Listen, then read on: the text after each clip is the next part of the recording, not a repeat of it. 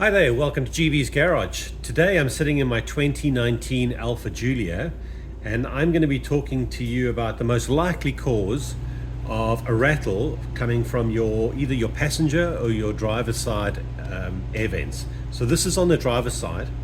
I used to have a rattle coming from here and I managed to sort it out.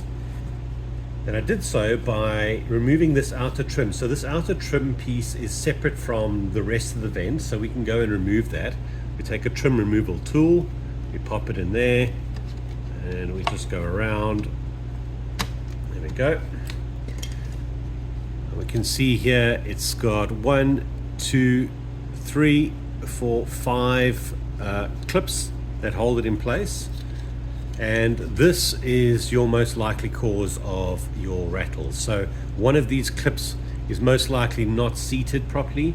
You can also check this ring. This ring is separate. It's got 1, 2, 3, 4 tabs on there. So if you just stick a trim removal tool gently under the tab, you'll be able to remove this piece and then just reseat it again.